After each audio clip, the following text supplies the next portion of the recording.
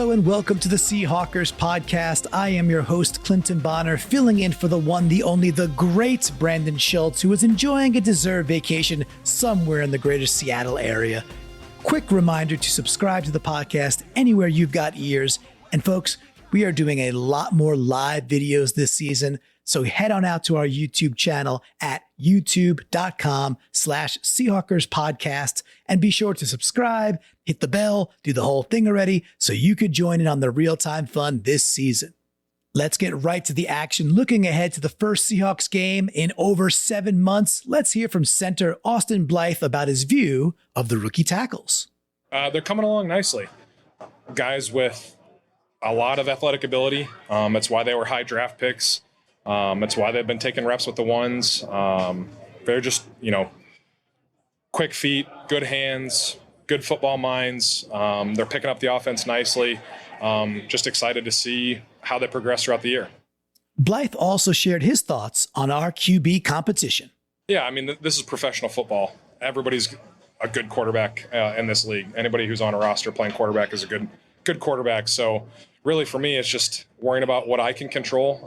That's giving the guys a good snap, giving the offensive line and the tight ends good communication to hit the blocks that we're supposed to hit, and just go about my business.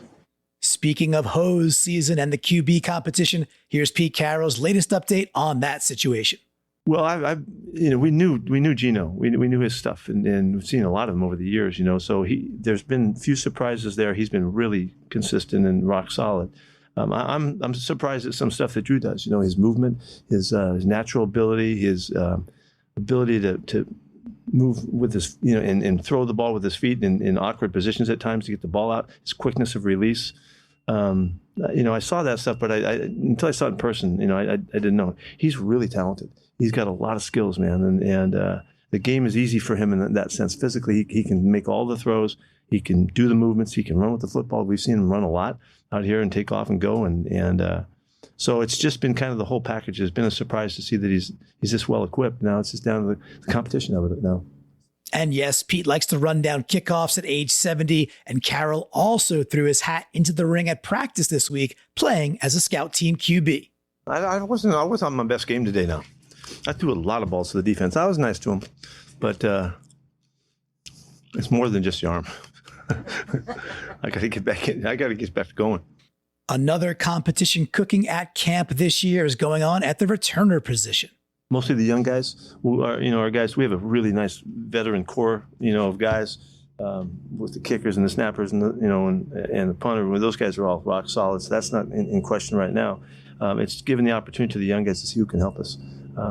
Some of our core guys, Ballure and Cody, those guys that have been through it, DJ, they've played a lot of special teams for us. They won't get a lot of work because we know where they are. We want to see the other guys, make their bid, see if somebody can make that punt team, and somebody can make that kickoff coverage team. It's pretty exciting. Looking for special teams talent is one of many goals Coach Carroll has for this upcoming game. We understand, and we go through camping and practice here. We get great tempo and speed and all that, but it's not the same thing when you finally crank it up and go. And we got to make that next step and introduce our guys, to full speed football, and the young guys to getting on an NFL field and realizing that it's just football. And there's a lot of stuff that we have to accomplish. We have nothing to do with how we play and all that. It's just kind of getting through the process and all. Traveling is really important. And teach them how to travel. This East Coast, West Coast, East Coast trip has been something that we've really taken a lot of consideration in how we do it, and we've been successful at it. And I think that there's a lot to understanding the rhythms and all that. So we're going to practice it. That's why we're leaving early, and we want to be right from when the time comes. To get started, I want to see the communication sharp, so the guys know, what we've done on the field. It goes to the game. Now that's do we make the transition is really what we're looking for, and so that's calls, adjustments, the alerts, all that kind of stuff. I'd like to see if we can get if we've made good progress and we can carry it to the game. That's what we'll evaluate in that regard. And an area I am particularly interested in, we'll also get a look at many of our rookies in their first game action, including Tariq Woolen. What's happened here is he's taken to the approach that we coach him, the technique stuff, and he's just cleaned his game up. So his consistency has been really has been outstanding. And in college, he's a little bit all over the place. You know, at times you could see him press and see him do the things he did in the line of scrimmage, but then there was a lot of other stuff that showed up too. But now he's just taken to the coaching, and Carl's got him going, and he seems to feel comfortable going against Tyler and going against DK, and so that's a big step. You know, it's a great challenge every day when these guys go against our guys. He's taking it in stride so far. We'll see. You know, see how it goes. I'm thrilled about this. Yeah, I didn't know. You know, it was take a shot on a guy that has the tools and all that, and hadn't, you know, really shown it. It's really similar to Richard. You know, if you guys remember, Richard had played receiver for a couple of years, and they threw him out of that room and threw him into the DB room. And his last 2 years, you know, he moved to defense. And there wasn't much at all on his junior film, but his senior film, you know, there was some real sparks in there, you know, that you could see, and there was glimpses of maybe, you know, and it's similar, you know, it's kind of the same transition that Tariq's taken, and kind of the same amount of development for this moment, you know, and I remember back, I don't know if you guys remember, I remember Sherm's camp, you know, and how he did, and how that went, and then I don't know, about 4 or 5 games into it, he was playing, he was going, you know, and there's a lot of surprises in there, but a lot of great accomplishment, you know, on his part. I was the one that was surprised. Speaking of our DBs, Woolen's fellow rookie corner, Kobe Bryant, has been getting reps at nickel. Yeah, it's the most obvious of observations is that he's a playmaker. You know, he has been that. He's shown us that on our practice field. I mean, he's a top DB in the country last year, and because of the plays that he's made. Well, in that position, there's more opportunities sometimes, and so I want to see if he's in there, if it starts to show up there too, you know, and you know, so just trying to get a good gauge on what his range of ability is. And of course, Coach Carroll is also thrilled to be getting a look at Ken Walker III, because we know he loves to run the rock. Yeah. I mean, you know, you asked about surprises. I'm surprised. I'm surprised he's so well-rounded runner. He's blocking. I think I mentioned it the other day, but his pass protection stuff, he just turned the page. I mean, he was not very good in college as a pass protector, and we didn't know, you know. But Chad's done a great job with him, and Amanda, they've worked really hard with him to get him. So it's important. But for this kid, everything's important. He wants to be great, and he's not going to let any stone be unturned. And so I'm really excited to see how he goes. He's going to get some good play time in this game and get him comfortable with the speed of the game and all that. And I expect him to do well. He took it very seriously. Chad challenged him right from the beginning. I mean, way back to the day we took him. I'm sure he was already talking about it. And he's just not going to let a weakness be there if he can do something about it. You know, it's pass protection it's something guys have to realize what it takes to do it.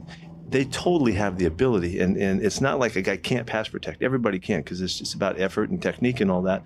And some guys may fight it, but he didn't fight it. He championed the cause, and so he can play all 3 downs, and we'd feel comfortable with him. And before we move on to comments from other Seahawks, here are a slew of injury updates from Pete. What happened to Marquise Goodwin? Felt his hamstring a little bit. A little something, and so we're just taking real good care of them. This time of year when the guys are running so much, they get loaded up, and so we're pretty sensitive to taking care of them as soon as we can. Jordan Brooks is... He's doing a lot of stuff. Yeah, he's really close. Freddie Swain? He's got his back tightened up in the weight room yesterday, and he made it through, and he's going to go on the trip and all that, but he's got a little bit of tightness. Ask me about Ryan Neal so we can talk about hamstrings and ankles. How's Ryan Neal doing? Yeah, his ankle's kind of, you know, it's coming. It's coming. Although Shelby Harris is healthy, his shirt is not, thanks to Charles Cross's actions in practice this week. I'm showing you what Charles Cross did to me today. I'm leaving this out there so you know Charles Cross did this to me today. I'm not a ref. I'm not a zebra. You know, I don't be wearing the stripes, but I just want to let it know that my shirt got ripped somehow today. All jokes aside, Harris had a lot of praise for the rookie Cross. Man, he's a really solid rookie. You know, big, strong, physical hands, good feet. You know, obviously, you know, playing at Mississippi State, they didn't run the ball much, but they pass protect. Good pass protector. You know, strong, good bend. Athletic.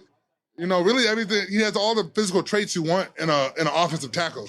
And you know, it's just every game, every snap, every practice rep, he's just gonna keep getting better and better and better.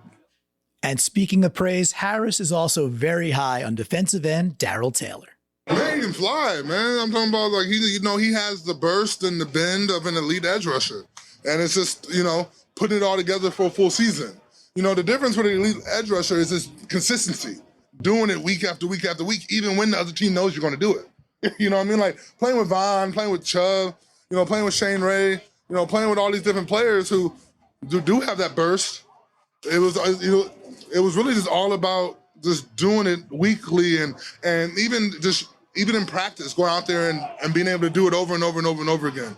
And he's getting there. He's definitely getting there. But like you said, I have played with some great ones, and so I see he has what it takes to be great. It's just about the consistency. The former Bronco spoke about how, aside from Taylor and a few others, the defensive line is fairly experienced. Those guys are amazing. It's a real, the D-line is probably the most veteran group we have on this team. Al, year 13, I'm year 9, Q, year 7, Puna, year 6 or 5, one of those. And then, we got a bunch of guys just all around that have played a lot of football. So it's nice to be able to bounce ideas off and make random in-game adjustments that we see. And they all can pick up on it because they've all played enough snaps. In all his experience, though, Harris has not understood the benefit of the extra protective padding the Seahawks and all other NFL linemen had been wearing during the preseason. I don't know. I happen to love them. A little turtle shell, a little mushroom cap, it's toadstool. I think they're funny. I just think that you will end up having more head-to-head blows because you're used to having the helmet pad on. And I just don't think that, I get what they're trying to do now, but I think later on it's going to cause more of a problem. Let's wrap with Derek Young and then Bo Melton talking about their potential opportunities on special teams. Special teams is going to be really important. Even in college, my coaches stress how important special teams were, so that'll be nothing new to me. I'm going to take advantage of my reps that I get and give it 110% and try to make as many plays as I can. Very important, special teams is a big part of this program, so just being on special teams, being on the core for it's going to mean a lot. Just giving all you have and just making good impression. Bo knows special teams, so let's give the last word to Melton, for whom the Steelers game will be a special one because he's from the bordering state of New Jersey. Oh, yeah, that's very close to my home, so I'm going to have like 30 people there. So it's going to be a good time. Everybody's coming out for the first preseason game in the NFL, so it'll be a good time. That will wrap us up here for this edition of the Seahawkers podcast from the Podium. Enjoy preseason week 1. And remember, folks, we're doing shows 5 days a week now, all coming to the Seahawkers podcast stream. Get it, subscribe, share it. Let's increase the Hawkra. And of course, go Hawks.